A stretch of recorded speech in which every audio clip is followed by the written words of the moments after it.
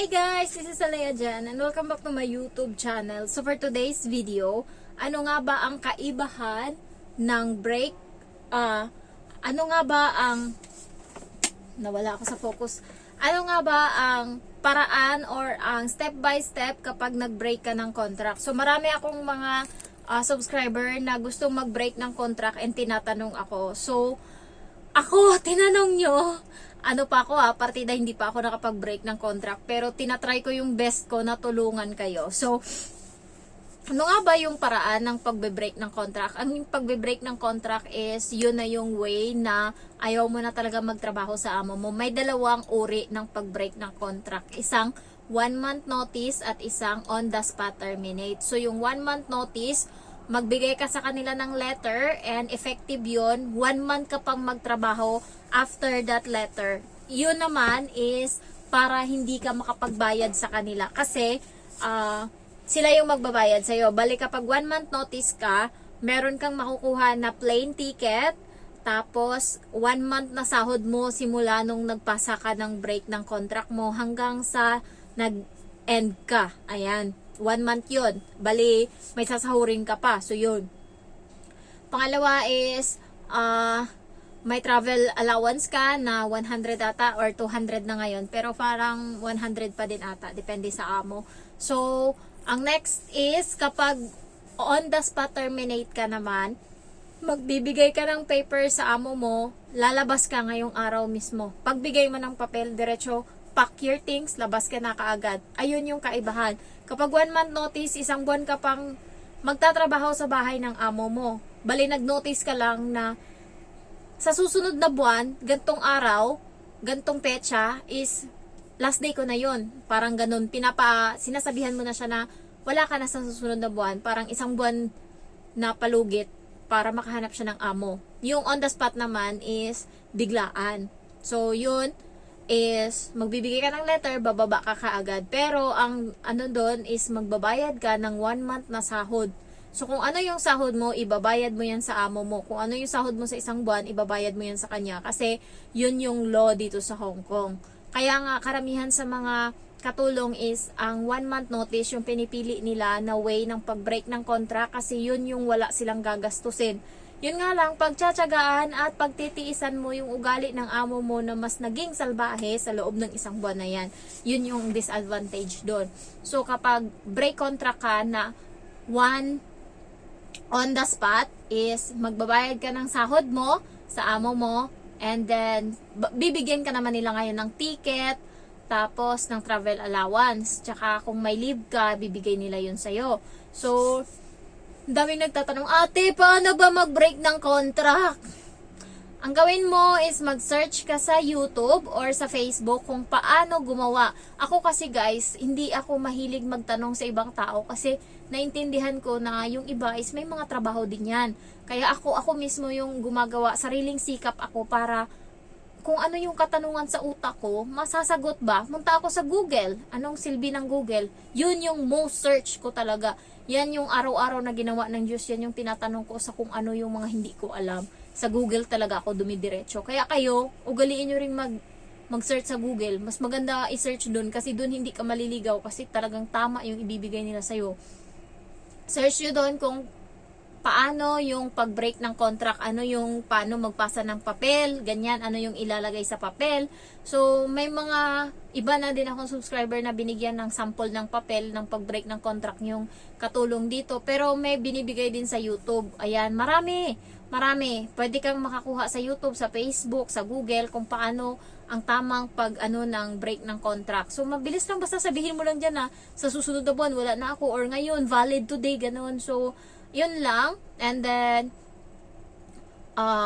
kailangan sure ka, ingatan mo yung mga gamit mo. Kapag alam mo na salbahe yung amo mo, ingatan mo yung mga gamit mo and siguraduhin mo na kapag may nilagay sila dyan sa maleta mo, hindi mo mahawakan para safe ka kasi wala kang fingerprint dyan sa nakalagay nila. So, yun yung advantage dyan na dapat alam mo and dapat ready parate yung cellphone mo para in case tumawag ka ng police. So, nung bago ako dito, may naanuhan ako na katulong na ayaw niya na sa amo niya. So, gusto niya nang umalis, pero yung amo niya na Japanese ayaw siyang paalisin. May saltik yung amo niya na yun. So buti na lang nag-live siya, nakita dun sa live na sinakal siya ng amo niya. Tapos pagkatapos nun, yung amo niya pa yung bumalandra, kunwari tinapon niya yung sarili niya sa sa dingding para lang kunwari sinaktan siya ng katulong. Buti na lang naka-live yung katulong, nakita doon na siya talaga yung humampas ng katawan niya doon sa dingding para ipabintang sa katulong. Buti na lang nakita yun. So, alam ko nakulong ata yung amo na yun. Tapos siya umuwi na. Sabi niya doon sa asawa ng amo, I go home now! Your wife is so crazy! Sabi niya gano'n. So, yun yung mga na kailangan, alam mo yung batas, hindi pwedeng puro ka ate-ate, ganyan. Dapat alam mo kasi hindi mo masabi. Kapag ikaw na lang mag-isa dyan, wala kang aasahan, wala kang anuhan ng tulong, hinga ng tulong. Kasi nga, ikaw lang yung nandyan. Kaya kailangan matuto kang, takot ako ate! Hindi pwede! Kasi wala! Sino ba nagsabi sa'yo pumunta ka dito? Sino nag-utos sa'yo na pumunta ka dito? Kaya kailangan, lakas yung loob yung kailangan mo. Kasi nga, hindi ka nga namin inutusan na pumunta dito. Nandito ka. Ibig sabihin, ginusto mo. So ngayon, gustuhin mo rin na umalis. Ayan. Kaya marami akong mga subscriber na nag-break ng contract, ganyan. Buti na lang nakakaya nila. Buti na lang yung mga amo nila nagbabago, pero natitiis nila yung 1 month na yun. Yun yung problema sa akin. Sabi nila sa una lang naman daw yan, galit na galit sa unang pagbigay mo ng papel. Pero pagka tumagal-tagal na, natatanggap na din nila. Kasi yung rehiyon nila na Buddhism, guys, isa yan sa tinuturo sa kanila na kailangan hindi mag-stick yung emotion nila dyan. Kasi hindi nila control yung mangyayari. Kaya nga sa kanila pag may namatay, hindi sila masyadong nagluluksa katulad ng mga Pilipino na grabe talaga makapagluksa kapag namatayan. Sa kanila is, ayan, iyak lang konti, ganyan-ganyan. Pero hindi pwede na talagang magbukmuk sila, hindi sila ganyan. Kasi ang inaano nila, walang permanente sa mundo. Yun yung tinuro sa kanila sa rehiyon nila. Walang permanente sa mundo, kaya hindi nila in-stick maigi yung emotion nila sa lahat ng bagay. Kaya nga, yung amo ko, alam nyo ba na hindi niya na nga maalala yung pangalan ng katulong nila na 12 years sa kanila? Ganun sila ka, yung parang para sa kanila, obligasyon mo. Hindi niya na maalala guys, yung pangalan ng katulong na 12 years sa kanila na yun yung, nung time na yun kasi, siya, late siya nagigising, tapos yung school bus, nandyan na, wala pa siya. So yung katulong na yun yung tumatakbo, nauna doon sa may, bus stop, para pagdating ng school bus, sabihin niya, kasi yung amo ko, nandun pa sa bahay, nag-asikaso pa, kakagising lang, sabihin niya na saglit lang, antayin yung alaga niya kasi ganyan. So siya yung nauuna, pero hindi pa naalala ng amo ko yung pangalan nun. Nung nagkwento siya sa akin kung yung mga katulong nila na meron nga din daw katulong na gumagawa ng kalokohan. So nakwento niya yun, hindi niya na maalala yung pangalan. So kaya dito sa kanila, hindi sila masyadong nag-aano ng emotion. Una lang yan, sa unang bigay mo lang ng papel, masama yung loob nila, ganyan-ganyan. Pero sa susunod, parang wala na yan sa kanila kasi nga hindi sila nag-ano ng emotion, turo yan sa kanila. So next is, pag nabigay nyo na yung 1 month notice, i-sure nyo na maigi yung mga luggage nyo na nakalak kasi yan, pwede nilang halongkatin yan. May mga subscriber ako na yung higaan nila, yung kwarto nila is pinupuntahan ng amo nila and hinahalongkat yung mga gamit, kinakalat, yung tinitignan, may mga hinahanap siguro, hindi ko lang alam. So sa akin dito, wala namang ganyan, awa ng Diyos, kasi nga, bahala siya dyan, halongkatin niya dito, kay makita niya yung mga panty ko nakabalandra lang kung saan-saan. Yung amo ko, mahuli-huli ko talaga, takot yan siya sa akin guys, takot yan. Nakita ko yan siya nung nakaraan, lumabas siya dito sa kwarto ko, niwan ko anong tinignan niya dito. Pero nandun ako sa tapos parang natakot siya nung nakita niya ako na nakatingin sa kanya. Yung mukha ko kasi pagka, maldita, kapag hindi mo ako nangita ang ngumiti, maldita talaga yung mukha ko. Tinignan ko siya. Nagpaliwanag siya ngayon. Sabi niya, tinignan ko lang yung box sa loob. Sabi niya, kasi kaya parang takot yan siya dito pumunta sa kwarto ko. Kasi nga parang masama yung mukha ko kapag nakikita ko yan siya, itong pumapasok. Kaya minsan nagpapaalam yan siya pag pumapasok siya dito. Kasi nga, ewan ko, parang siya. Kasi baka inaano niya siguro na parang alam ko yung batas ba, baka may halongkatin siya dito. Alam niya siguro pinapicturan ko din tong mga pero wala naman. Pinapainan ko to minsan, kung kagatin niya yung mga kung hanas-hanas ko dyan. Wala naman, hindi niya pinapakialaman. Mahuli-huli ko lang talaga siya na may inaano-ano siya dito sa kwarto ko talaga. So, Yan, yung mga amo nyo, anuhin nyo na lang kapag nag-break kayo ng contract. Isipin nyo din, sa Pinas, ang hirap ng buhay. Mahirap yung buhay. Buti tayo dito. Kahit pa paano may pagkain tayo, may higaan tayo. Ayan. Hindi tayo namamasahay sa pagtatrabaho.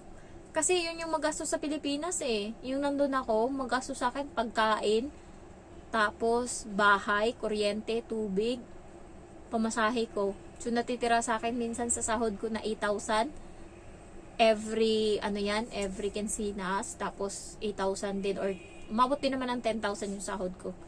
Isang quinzena. So edi mga mga 16,000. Matitira na lang sa akin yan siguro 16,000.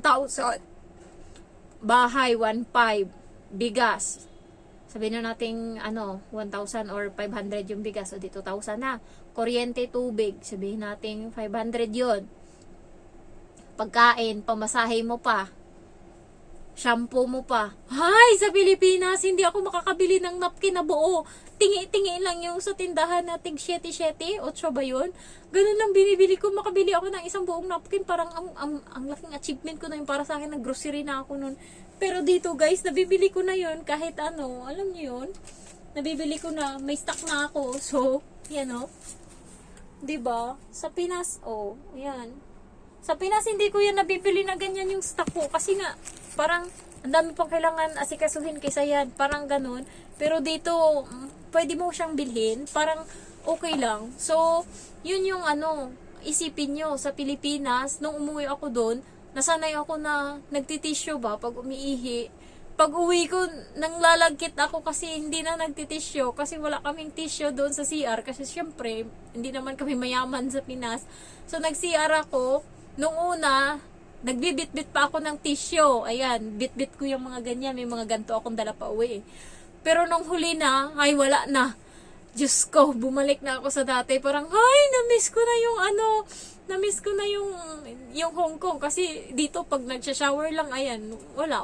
Tabo, hindi ako nagtatabo, ganyan. So, chill-chill lang. Tapos, malinis, ganyan. Hay, pag sa probinsya na, pag doon na sa pag nakauwi na, Diyos ko, iba na talaga. Mararamdaman mo na talagang mahirap ka. Kaya kayo, hanggat maaari, tiisin nyo na lang dito kasi nag-feeling mayaman din tayo. Naka-aircon tayo dito. Yun lang, malayo tayo sa pamilya. Naka-aircon tayo.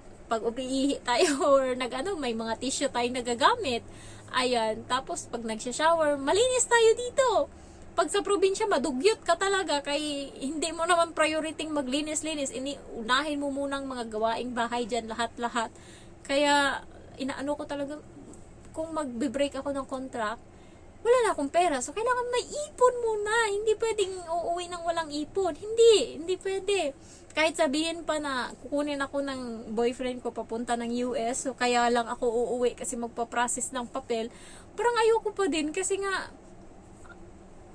umiiyak ako pag walang ulam. Gusto kong kumain ng kumain. Kaya nga guys, sa susunod, pagka wala na ako dito sa Hong Kong na mag-domestic helper, alam nyo kung ano yung iba-vlog ko? Mukbang. Na yung iba-vlog ko kasi ang hilig ko talaga kumain. So, yun lang. Na-share ko lang. Thank you for watching and I love you all. Bye-bye.